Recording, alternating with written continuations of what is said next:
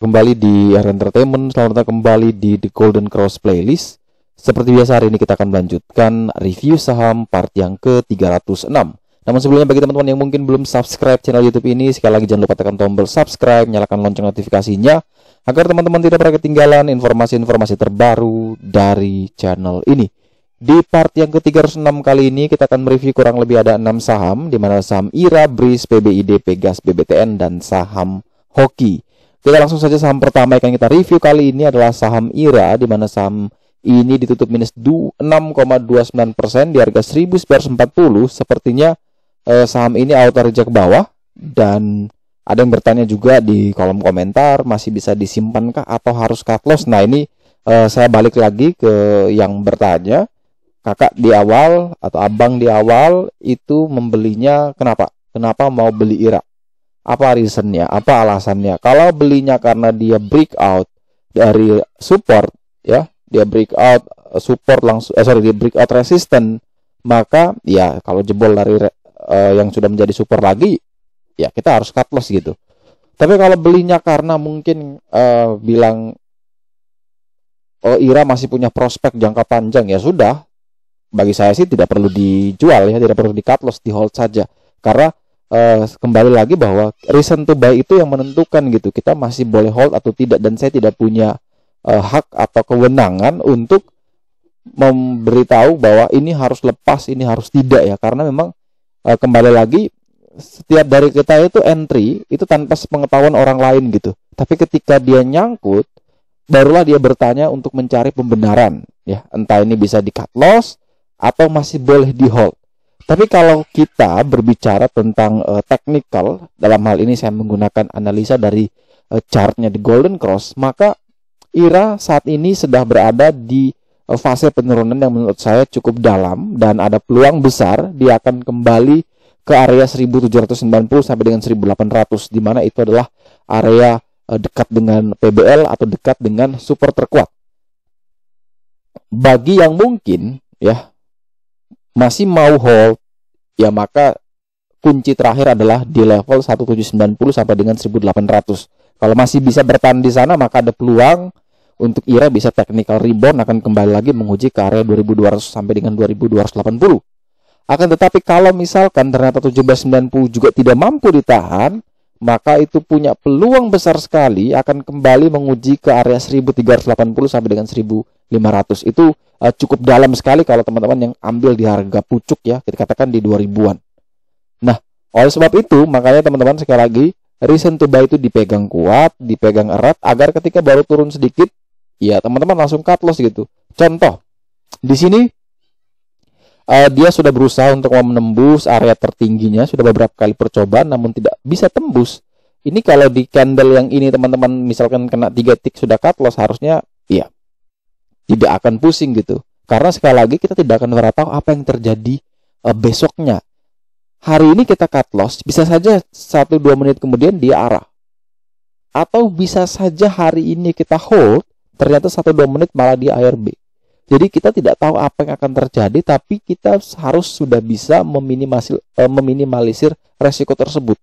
Entah nanti dia mau naik lagi setelah kita cut loss, atau kalau kita mau hold dia malah turun. Itu yang penting kita punya plan yang jelas. Kalau punya plan yang jelas, saya yakin bahwa tidak mungkin kita banyak bertanya dan banyak pusing, ya. Harusnya seperti itu. Jadi kalau yang belum punya emiten ini, IRA, ya lebih baik kita tunggu dia menguji 1790 sampai dengan 1800. Kalau kuat kita bisa ambil di area sana, target kenaikan kembali ke 2280, dan mungkin prepare cut loss di area 1720 sampai dengan 1730. Itu jika dia turun dan mendekati area 1790 sampai dengan 1800. Tapi kalau dia masih bermain di tengah-tengah antara itu, ya jelas mending kita wait and see terlebih dahulu. Selanjutnya kita punya saham BRIS, di mana saham ini ditutup naik 6,14% di harga 2590, dan ya selamat buat teman-teman yang dari awal kita sudah bahas berulang kali, yang waktu dia di 1700 itu banyak sekali yang sudah mengatakan BRIS akan kembali ke 1000, akan kembali ke 500, bahkan ada yang bilang ke 50. Tapi saya sudah katakan berulang kali di setiap video BRIS, silakan nonton di part-part yang sebelumnya, bahwa ada nanti sentimen positif yang masih belum dikeluarkan, yang mana itu masih belum dikeluarkan juga sampai hari ini. baru dihembuskan, tapi belum disahkan dan dirilis. Dan nantinya ketika itu keluar, itulah waktunya kita taking profit untuk yang beli di 1.700-an. Karena apa? Itulah momentum bandar untuk melepas semua saham, karena mereka sudah akumulasi cukup banyak di bawah 2.000. Dan ketika sudah akumulasi cukup banyak, maka mereka harus butuh satu sentimen yang cukup kuat agar ketika distribusi retail akan masuk terus, akan menyerap, tapi tidak membuat harga sahamnya down, malah naik. Nah, ketika sudah naik semua dan retail akhirnya tidak punya tujuan yang sama, dia mulai ada yang TP, ada yang hold, ada TP yang hold, artinya apa? Harganya tidak stabil dan bisa membuat harga ini jatuh karena sudah tidak ada yang jaga lagi, tidak ada yang maintain harga sahamnya.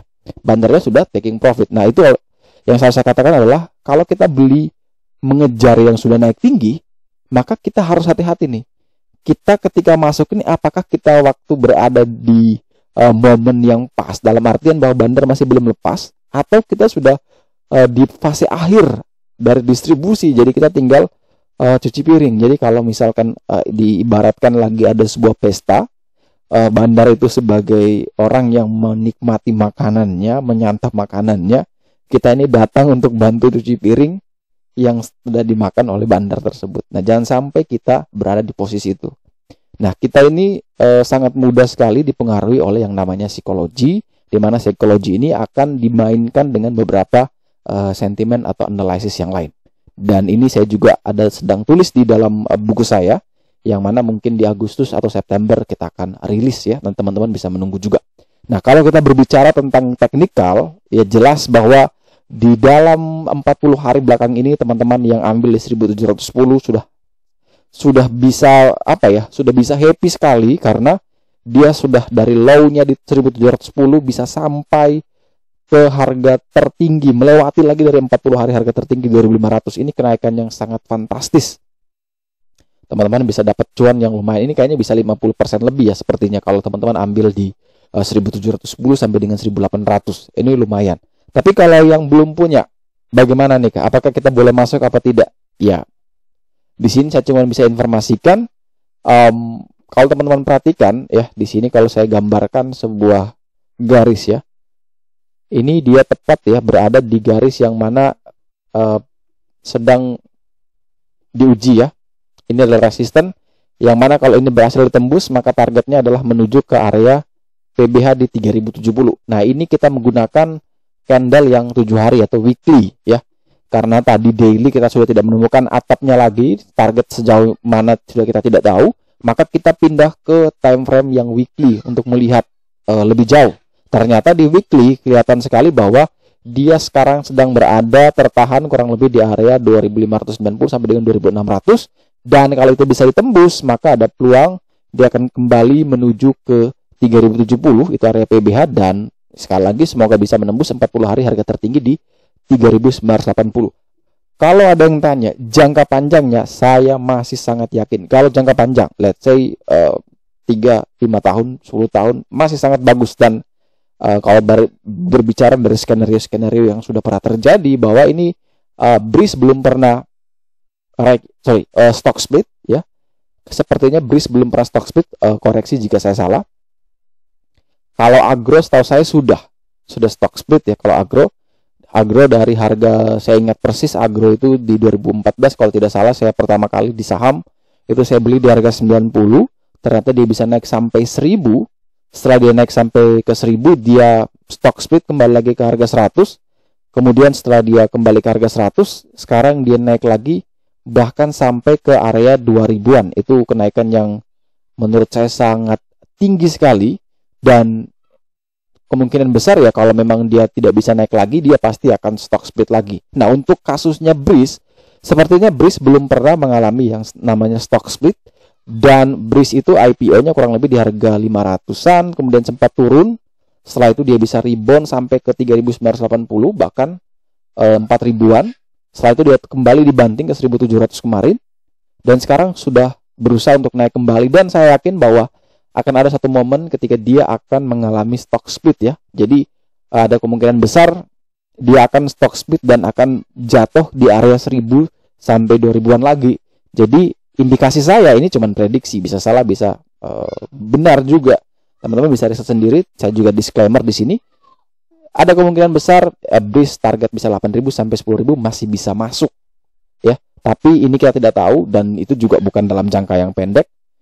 Bisa dalam jangka waktu 3-5 tahun, dan setelah itu dia akan stock split. Karena belajar dari pengalaman dari Agro dan dari induknya BRI yang ketika 15 ribuan dia stock split lagi, kembali lagi ke harga yang mana harga itu semua orang bisa jangkau lagi untuk di tradingkan. Jadi tidak ada yang tahu. Teman-teman tetap kembali lagi ke reason to buy, mau pakai technical, fundamental, apapun itu namanya, tetap harus punya reason to buy yang jelas agar nanti tidak bingung. Selanjutnya kita punya saham PBID, di mana saham ini tutup naik 6,14% di harga 1.900, di mana PBID berhasil breakout ya, berhasil melewati area PBH di harga 1.850. Kalau misalkan teman-teman perhatikan bahwa ketika dia sudah melewati area pentingnya di 1.850, area resisten terkuat, closingnya juga berhasil dilewati, maka ini masih menurut saya masih ada indikasi bisa terus melanjutkan kenaikan ya. Semoga dia bisa breakout lagi, bisa melewati lagi area 40 hari harga tertinggi di 1.930, dan jaraknya sudah cukup dekat ya di sini, sehingga kalau misalkan teman-teman yang baru mau membeli, jelas memang di sini sudah high risk sekali. Tapi kalau kita lihat ke weekly, maka di sini menurut saya pribadi target jauhnya ternyata masih lebih tinggi, bukan di 1930, tapi bisa sampai ke area 2200. Nah, oleh sebab itu bagi teman-teman yang mungkin sudah beli, silakan kawal dengan target selanjutnya adalah ke 2000 sampai dengan 2200. Tapi kalau yang belum membeli emiten ini, maka di sini ada support terkuat saat ini, support PBH di 1.850. Teman-teman bisa pakai itu sebagai support, dan teman-teman bisa atur sendiri area belinya. Mungkin di 1850 sampai dengan 1870 menjadi area beli yang menurut saya sudah bagus dengan risk rewardnya. Tapi ingat, ketika dia jebol di bawah 1850, silakan prepare cut loss-nya ya, kurang lebih di 1800 sampai dengan 1820. Teman-teman bisa pakai itu sebagai area untuk stop loss dulu, karena itu artinya dia jebol lagi di bawah ini, di bawah PBH, dan target berikutnya ya pasti kembali ke 1715. Jadi tetap hati-hati, tetap gunakan trading plan yang baik dan benar. Selanjutnya kita punya saham Pegas, di mana saham ini tutup minus 1% di harga 1000 dengan level PBL di harga 990, artinya dia berada satu tick di atas area PBL ya. Jadi risknya masih low di sini. Kemudian candle patternnya sudah tulis Gravestone Doji ya. Ini ada Gravestone Doji, dan menurut saya pribadi ini menarik ya. Dan juga dekat dengan PBL ya. Semoga besok tidak ada sentimen yang bisa membuat indeks tercover lagi, karena kalau saya perhatikan dari luar ya, kalau kita lihat dari bursa luar itu dalam sekali merah, acuannya, indeks acuannya itu merah semua. Jadi jangan sampai di bursa kita juga panik ya, ketika besok market open panik, akhirnya yang bagus-bagus dekat support ya tidak mungkin bisa bertahan, wong semuanya panik, lepas. Jadi kalau kita berbicara tanpa melihat itu semua, maka ya Pegas menarik, PBL 990, harga saat ini di 1000, artinya kalau dia masih bisa bertahan di atas atau sama dengan 990, artinya Pegas boleh dibeli dengan area belinya 990 sampai dengan harga 1000. Target kenaikan adalah menuju ke 1250, ke 1050 sampai dengan 1250, dan batasi cut loss kurang lebih di area 970 sampai dengan 975. Tapi ketika besok dibanting di bawah 990, jelas mending wait and see terlebih dahulu. Kita jangan dulu entry di emiten ini sampai dia bisa naik lagi di atas 990, atau sampai ada new low baru atau ada adjustment PBL baru, barulah kita bisa mempertimbangkan untuk entry kembali. Selanjutnya kita punya saham BBTN, di mana saham ini tutup minus 1,91% di harga 1.290, di mana closingnya ini tepat sekali berada di level PBL atau level support terkuat, sehingga ini menjadi satu momen krusial. Ketika besok ternyata dia tidak mampu bertahan, malah jebol di bawah itu, jelas mending kita jangan masuk ya. Wait and see terlebih dahulu. Jadi ketika besok pagi-pagi jam 9 buka online tradingnya, OLT-nya, atau buka RTI, atau buka Stockbit, atau apapun aplikasinya ketika lihat BBTN itu berada di bawah 12.90, ya jelas mending jangan beli, wait and see. Tapi ketika dia masih kuat dan bertahan di atas atau sama dengan 12.90, silakan pertimbangkan buy dengan areanya 12.90 sampai dengan 1.300. Target kenaikan adalah menuju ke 1.410 sampai dengan 16.75. Dan silakan prepare cut loss kurang lebih di area 12.50 sampai dengan 12.60. Dan saham terakhir yang akan kita review di part yang ke-306 hari ini adalah saham Hoki, di mana saham Hoki ditutup minus 1,07%, di mana penutupan ini tepat berada di PBL di 186, yang mana setahu saya PBL kemarin di 188, akhirnya dia adjustment juga di 186, sehingga level ini juga sama seperti tadi saham sebelumnya, tepat berada di area support terkuatnya, sehingga kalau memang dia masih bisa kuat dan bertahan sama dengan 186 atau bahkan di atas itu, ya silakan pertimbangkan beli 186 sampai dengan 188. Target kenaikan adalah menuju ke 202 sampai dengan target jauh ke 228, dan batasi cut loss kurang lebih di area 182 183. Akan tetapi kalau misalkan besok teman-teman lihat Hoki dibuka dibanting di bawah 186, ya jelas mending kita wait and see terlebih dahulu. Jadi kita tidak akan masuk kalau memang dia masih berada di bawah 186.